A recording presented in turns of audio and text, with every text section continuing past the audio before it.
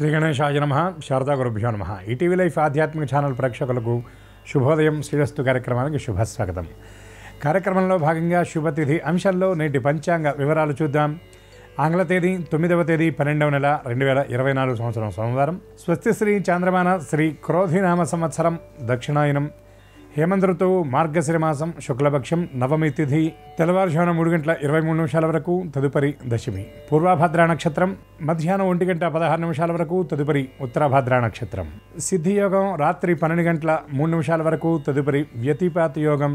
బాలవకరణం సాయంత్రం 4:29 వరకు, తదుపరి కౌలవకరణం.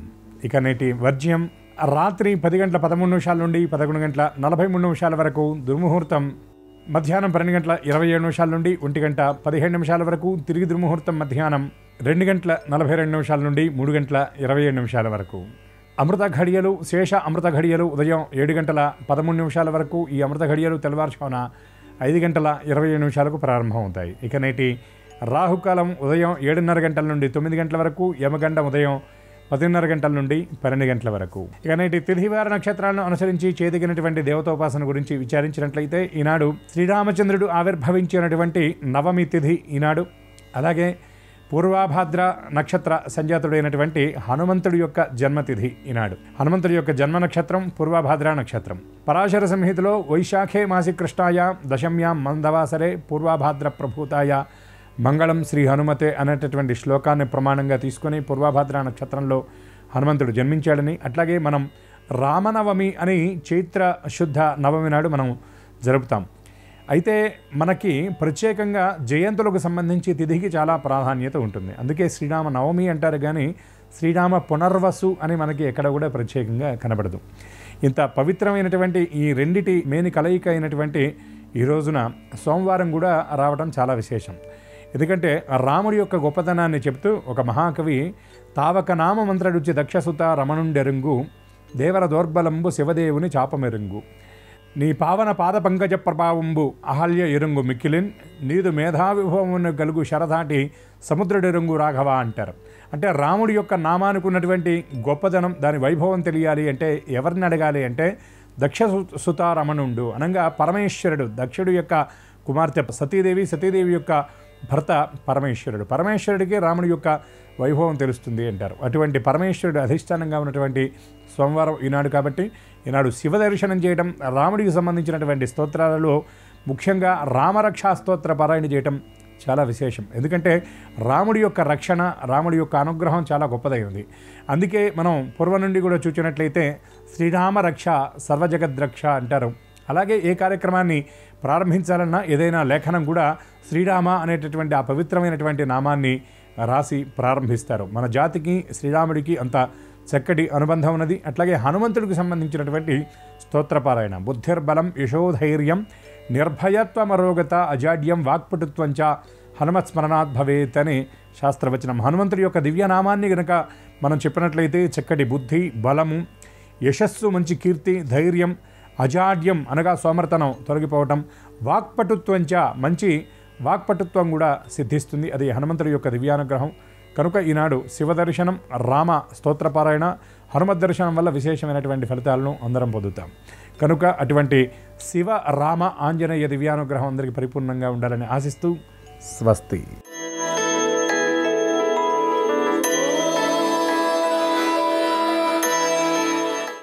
ఈటీవీ లైఫ్ ఆధ్యాత్మిక ఛానల్ ప్రేక్షకులందరికీ నమస్కారం.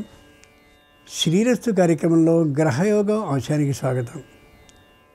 ఈరోజు గ్రహయోగం శీర్షికలో మేషాది ద్వాదశ రాశి వారికి కలిగే శుభ అశుభ ఫలితాల్ని, అవసరమైన సందర్భాల్లో ప్రత్యామ్నాయ మార్గాల్ని తెలుసుకుంటారు. అంతేకాక ఏ రాశి వారికి ఏ దిక్ప్రయాణం లాభకరంగా ఉంటుందో, ఏ రాశి వారికి ఏ దైవ దర్శనం వల్ల సకల శుభాలు నెరవేరుతాయో, ఏ రాశివారు ఏ రంగు దుస్తుల్ని ధరించి కార్యక్రమాన్ని చేపడితే నిర్విఘ్నంగా పరిపూర్తి అవుతాయో, ఏ రాశి వారికి ఏ సంఖ్య అదృష్ట సంఖ్యగా నేటికి పరిణమించబోతుందో ఆ విశేషాలని క్రమంగా తెలుసుకుంటారు. ఇక పంచాంగాన్ని ముందుగా చూద్దాం. ఈరోజు శుద్ధ నవమి సోమవారం, నక్షత్రం పూర్వభాద్ర. ఇక నేటి గ్రహస్థితిని పరిశీలించి చూస్తే వృషభంలో గురుడు వక్రీకరించున్నాడు. కర్కాటకంలో కుజుడు వక్రీకరించి ఉన్నాడు, కన్యలో కేతు ఉన్నాడు, వృశ్చికంలో రవి బుధులు ఉండగా బుధుడు వక్రీకరించి ఉన్నాడు, మకరంలో శుక్రుడు ఉన్నాడు, ఇక కుంభంలో శని చంద్రుడు ఉంటే మీనంలో రాహు ఉన్నాడు. ఈ తాత్కాలిక గ్రహస్థితి ఆధారంగా ద్వాదశ రాశుల వారికి కలిగే శుభ అశుభ ఫలితాల్ని క్రమంగా పరిశీలించి చూద్దాం. ముందుగా మేషరాశి.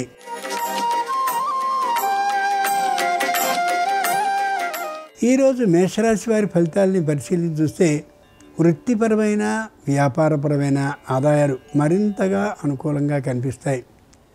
పెట్టుబడిని పెట్టడానికి ప్రత్యేకమైనటువంటి ఒక సంస్థను ఎంచుకుంటారు. నమ్మకమైన దాన్ని పెట్టుబడిని పెట్టే అవకాశం 100కి 100 పాళ్ళు బాగా అనిపిస్తుంది. కుటుంబ సభ్యులందరూ ఏక అభిప్రాయ సాధన మీద ఉండేటటువంటి కారణంగా ఏ విధమైనటువంటి వ్యతిరేకత ఉండదు. సంతానం ఇంకా విద్యార్థి దశలో కానీ ఉన్నట్లయితే వారి విద్యా ప్రతిభ మరింతగా రాణిస్తూ కుటుంబం అందరికీ కూడా ఆనందాన్ని కలిగిస్తుంది. సోమవారం సందర్భంగా మేషరాశి వారు ఈశ్వరుని భస్మజలంతో అభిషేకించినట్టయితే వివాదాలు పూర్తిగా తొలగిపోయి ఉద్యోగ జీవితం ఆనందంగా ఉంటుంది. వేతన ఆధిక్యం లభిస్తుంది. తూర్పు దిక్కు ప్రయాణం అనుకూలం. కలిసొచ్చే రంగు తెలుపు. అదృష్ట సంఖ్య 5.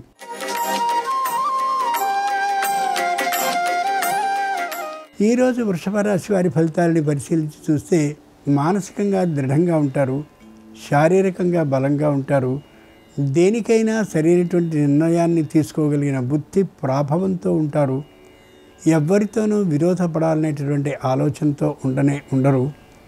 ఇంటికి సంబంధించిన వ్యాపార సంస్థకి సంబంధించిన మార్పులు చేర్పులు చేయాలనేటటువంటి గట్టి నిర్ణయానికి వచ్చి ఆ ఆలోచనలో ఉంటారు. ముఖ్యులైనటువంటి కాంట్రాక్టర్లకి చక్కనైనటువంటి ఆదాయం లభించే అవకాశం గోచరిస్తోంది. అంతేకాక బంగారం, వెండి మొదలైనటువంటి వ్యాపారాలు చేస్తూ ఉండేటటువంటి వారికి చేతి నుండిగా పుష్కలంగా సొమ్ము లభించే అవకాశం గోచరిస్తోంది. సోమవారం సందర్భంగా వృషభ రాశి వారు కాశీ విశ్వేశ్వరుని కుంకుమ జలంతో అభిషేకించినట్టయితే దాంపత్యంలో అన్యోన్య భావం ఏర్పడుతుంది, ఆరోగ్యం కుదుటపడుతుంది. ఈశాన్య దిక్ ప్రయాణం అనుకూలం. కలిసొచ్చే రంగు ఎరుపు. అదృష్ట సంఖ్య 3.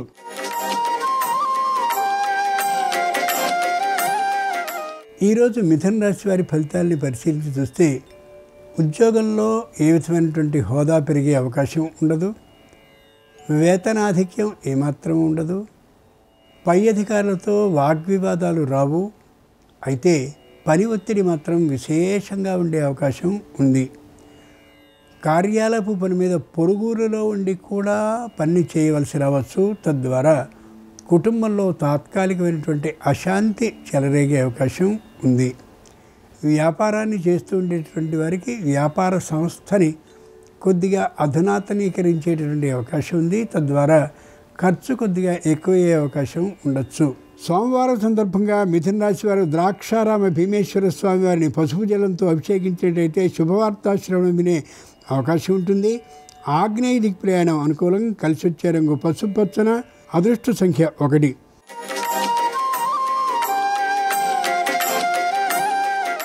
ఈరోజు కర్కాటక రాశి వారి ఫలితాలని పరిశీలించి చూస్తే ప్రతి విషయంలోనూ కూడా అనుమానం ముందుగా వెడుతూ ఉంటుంది. ఆ మీదట ధైర్యం కలగడం కోసం కొంత సమయం పడుతూ ఉండొచ్చు. బంధు మిత్రుల రాకపోకలు విపరీతమైనటువంటి ఇబ్బందిని కలిగించేవిగా ఉంటాయి. దానికి కారణం ముఖ్యమైనటువంటి పనుల్ని చేసుకోవడానికి వీరి మాటలు అడ్డు వచ్చేటువంటి కారణంగా. ఇక ఇంటికి సంబంధించిన మార్పుల్ని చేర్పుల్ని కొద్దిగా చేయాలని ఆలోచిస్తారు తప్ప ఏది అనుకూలించే అవకాశం ఉండకపోవచ్చు. పై అధికారులతో మాట్లాడేటువంటి సందర్భంలో తొందరపాటు తనంతో మాట జారే అవకాశం ఉంది. చాలా జాగ్రత్తగా మాట్లాడాలి, ఆచితూచి. ఎవరితోనూ వాద వివాదాలను పెట్టుకోవడం ఈ రోజుకి ఏమాత్రమూ మంచిది కానే కాదు. అయినప్పటికీ కూడా తాత్కాలికంగా ఎవరైనా మీదికి వస్తున్నట్టుగా మాట్లాడినట్టయితే వారిని అలా విడిచివేయడం సరికాదు. తగిన సమాధానం చెప్పడం మాత్రం అవసరం. సోమవారం సందర్భంగా కర్కాటక రాశి వారి శ్రీశైల మల్లికార్జునుని బిల్వ దళాలతో పూజించినట్లయితే భూ లాభమయ్యే అవకాశం ఉంది. దక్షిణ దిక్ ప్రయాణం అనుకూలం. కలిసొచ్చే రంగు నీలం. అదృష్ట సంఖ్య 4.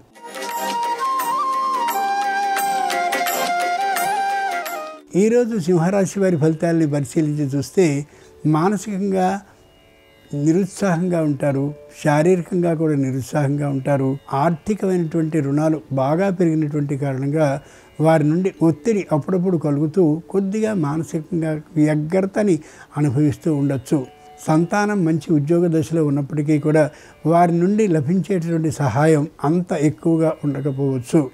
ఆర్థిక పరంగా భూముల్ని, అలాగే పొలాలని, ఇతరమైనటువంటి స్థిరమైన ఆస్తుల్ని కొనడం కోసం చేసుకున్నటువంటి అగ్రిమెంట్లు మెల్లగా రద్దయ్యే అవకాశం స్పష్టంగా గోచరిస్తోంది. జాగ్రత్తగా ఆ కష్టం నుండి బయటపడేందుకు తగిన ప్రయత్నాల్ని చేయక తప్పదు. సోమవారం సందర్భంగా సింహరాశి వారు శ్రీకాళహస్తీశ్వర స్వామిని శుద్ధ జలాలతో అభిషేకించినట్లయితే ఆరోగ్యం అనుకూలిస్తుంది, వ్యాపారం అభివృద్ధి చెందేటటువంటి ఆలోచనలు కలుగుతాయి. నిరుతిథి ప్రయాణం అనుకూలం, కలిసొచ్చే రంగు నలుపు, అదృష్ట సంఖ్య 6.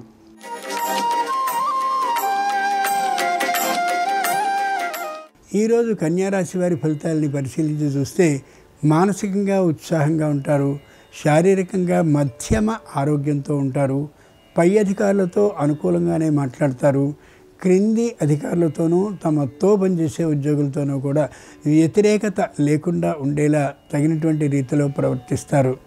తండ్రికి కానీ తల్లికి కానీ తాత్కాలికమైనటువంటి అనారోగ్యం కలిగినా లేక ఏదైనా ఇబ్బంది కలిగినా సహాయం చేయడం కోసం దూరం నుండి కూడా ఇక్కడికి వచ్చేటువంటి ఆలోచనలో ఉంటారు. వచ్చే అవకాశం కూడా గోచరిస్తోంది.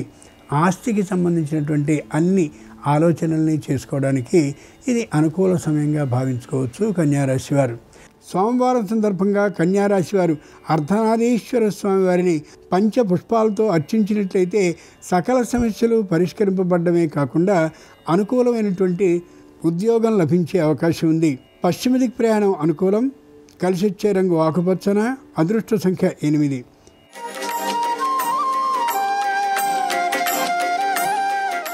ఈరోజు తులారాశి వారి ఫలితాలని పరిశీలించి చూస్తే ఉత్సాహంగా ఉంటారు, స్వీయ నిర్ణయానికి మాత్రమే ప్రాధాన్యాన్ని ఇస్తారు, కొత్తగా ఒక సంస్థని స్థాపించాలనేటువంటి ఆలోచనతో కూడా ఉంటారు. అయితే ఇది సాధ్యపడేటువంటి అవకాశం ఉండకపోవచ్చు. భాగస్వాములతో ప్రత్యేకమైనటువంటి వ్యాపారాన్ని ప్రారంభించాలని అనుకున్నప్పటికీ కూడా చిట్ట చివరి క్షణంలో వాళ్ళందరూ కూడా చేతులు విడిచేసినటువంటి కారణంగా వ్యాపారాన్ని ప్రారంభించలేకపోవచ్చు. అన్నిటికీ మించి ఆరోగ్యం మాత్రం భంగమై ఉన్నటువంటి కారణంగా మధ్యమ వైద్య పరీక్షల్ని చేయించుకోవడం అత్యవసరం ఈ రాశివారు ఈ రోజున.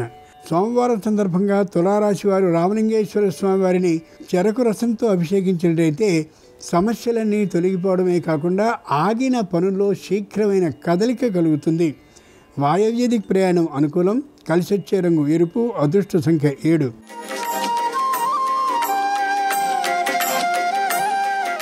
ఈరోజు వృశ్చిక రాశి వారి ఫలితాలని పరిశీలించి చూస్తే ప్రతి విషయంలోనూ దబాయించి మాట్లాడే ధోరణి కనిపిస్తుంది. ఆర్థికమైనటువంటి అభివృద్ధి సాగుతుంది, పట్టుదలతో మాట్లాడతారు. ఎవరు దేన్ని మాట్లాడినప్పటికీ కూడా ఖండించుతున్నటువంటి విధానమే కనిపించవచ్చు. తల్లిదండ్రులు వీరికి అనుకూలంగా ఉండే ఆలోచన హెచ్చుగా గోచరిస్తూ ఉంటుంది. స్వదేశంలో ఉన్నటువంటి వారు విదేశానికి వెళ్ళాలనేటటువంటి ఆలోచనకు వస్తారు. విదేశాల్లో ఉన్నటువంటి వారు స్వదేశంలోని తల్లిదండ్రుల్ని చూడాలనేటటువంటి గట్టి పట్టుదలతో కూడా ఉండవచ్చు.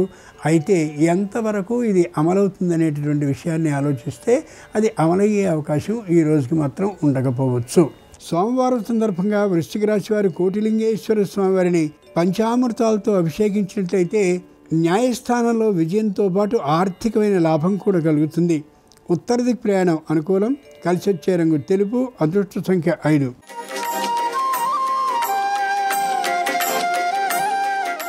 ఈరోజు ధనురాశి వారి ఫలితాలని పరిశీలించి చూస్తే ఎవ్వరి మాట వినే విధానం ఉండదు.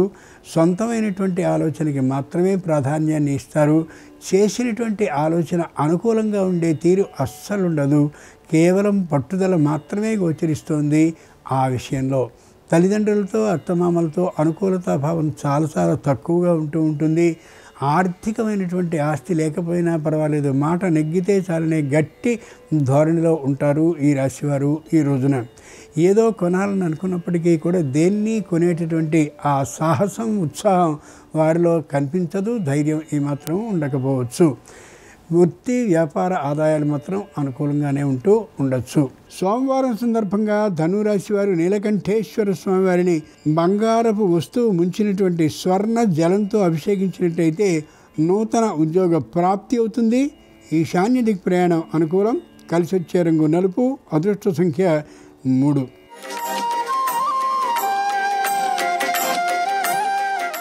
ఈరోజు ఫలితాలని పరిశీలించి చూస్తే ఉత్సాహంగా ఉన్నప్పటికీ కూడా మానసికంగా నిరుత్సాహంగా ఉంటారు. కుటుంబంలో ఏకాభిప్రాయ సాధన లేనటువంటి కారణంగా వ్యతిరేకతా భావం కనిపిస్తూ ఉంటుంది. రుణాన్ని ఎవరికైతే ఇచ్చారో వాళ్ళు తిరిగి రుణాన్ని తీర్చేటటువంటి ఆలోచనతో లేనటువంటి కారణంగా ఏం చేయాలో తోచదు. అవకాశం కానీ చేసుకుని మానసికంగా దృఢంగా కానీ ఉండగలిగితే అటువంటి రుణాలు రావు అనేటువంటి నిర్ణయానికి రావడం చాలా చాలా మంచిది. తప్పక కుటుంబంలో వివాహాది శుభకార్యాలు నెరవేరే అవకాశం ఉంది. ఆ కారణంగా సత్ వ్యయం మంచి ఖర్చు ఉంటుందనే ఉద్దేశంతో సొమ్ముని సమీకరించుకోవడం లేదా ఉన్న సొమ్ముని జాగ్రత్తగా భద్రంగా ఉంచుకోవడం ఎంతైనా అవసరం ఈ రాశి వారికి ఈ రోజున. సోమవారం సందర్భంగా మకర రాశి వారు శివునికి భస్వంతో అభిషేకం కానీ చేసినట్లయితే ఉద్యోగ భద్రత సిద్ధిస్తుంది. పశ్చిమ దిక్ ప్రయాణం అనుకూలం. కలిసి వచ్చే రంగు నీలం. అదృష్ట సంఖ్య 1.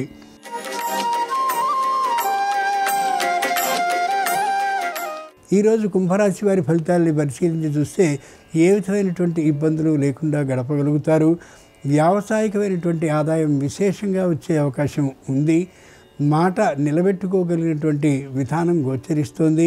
ఎప్పుడో తీసుకున్నటువంటి రుణాన్ని సంపూర్ణంగా తీర్చివేయగలిగినటువంటి అవకాశం ఈ రోజుకి కలుగుతుంది. కుటుంబంలో ఉండే అందరూ కూడా ఏకాభిప్రాయంతో ఉండేటటువంటి కారణంగా కుటుంబ రహస్యం ఎవరికీ ఎటు పోయేటటువంటి అవకాశం ఉండదు. నూతనమైనటువంటి వాహనాన్ని కొనుక్కోవాలనే ఆలోచనతో ఉంటారు. కొనుక్కోవచ్చు కూడా దాదాపుగా. సోమవారం సందర్భంగా కుంభరాశి వారు ఉమామహేశ్వర స్వామిని నీరాజనం ఇస్తూ 21 నీరాజనాలను కానీ సమర్పించినట్లయితే తొందరతనం తగ్గుతుంది. ప్రవర్తనలో ఉద్యోగ భద్రత సిద్ధిస్తుంది కూడా. ఉత్తర దిక్ ప్రయాణం అనుకూలం. కలిసి వచ్చే రంగు ఎరుపు. అదృష్ట సంఖ్య 2.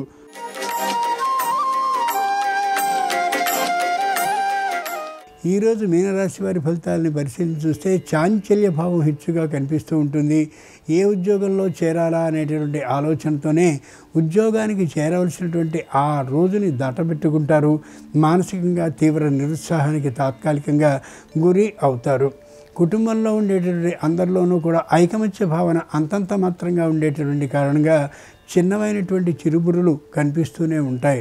ముఖ్యంగా వీరు ప్రారంభించబోయేటటువంటి ఏ సంస్థ అయితే ముఖ్యంగా వస్త్రానికి సంబంధించి ఉంటుందో ఆ విషయంలో చిన్నమైనటువంటి ఇబ్బందులు కలిగే అవకాశం గోచరిస్తోంది. ఆచితూచి అడుగు వేయడం ఎంతైనా అవసరం ఈ రాశి వారికి ఈ రోజున.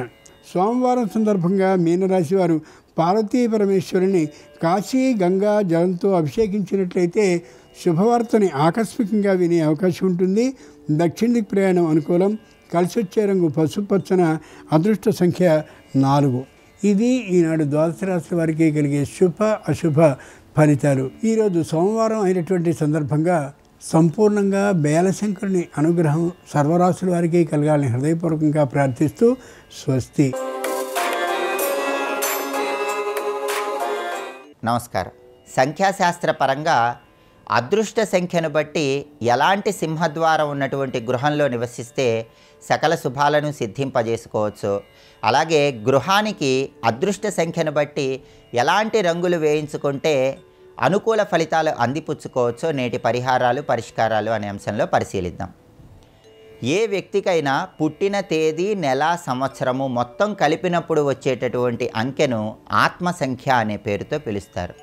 ఈ ఆత్మ సంఖ్యను అదృష్ట సంఖ్య అనే పేరుతో కూడా పిలుస్తారు. ఒక వ్యక్తి జాతకంలో ఈ ఆత్మ సంఖ్యకు, అదృష్ట సంఖ్యకు విశేషమైన ప్రాధాన్యతను చెప్పడం జరిగింది. కాబట్టి పుట్టిన తేదీ, నెల, సంవత్సరము మొత్తము కలిపినప్పుడు వచ్చేటటువంటి అంకెను బట్టి, ఆ ఆత్మ సంఖ్యను బట్టి, ఆ అదృష్ట సంఖ్యను బట్టి ప్రత్యేకమైన సింహద్వారం ఉన్నటువంటి గృహంలో నివసిస్తే సకల శుభాలను సిద్ధింపజేసుకోవచ్చు. అదృష్ట సంఖ్య లేదా ఆత్మ సంఖ్య 1 కలిగిన వాళ్ళు ఎవరైనా సరే తూర్పు సింహద్వారం ఉన్నటువంటి గృహంలో నివసించినట్లయితే అదృష్టం తొందరగా కలిసి వస్తుంది. అదృష్ట సంఖ్య 1 వారు గృహానికి లేత గులాబీ రంగులు ఎక్కువగా వేయించుకుంటే సమస్త శుభాలను సిద్ధింపజేసుకోవచ్చు.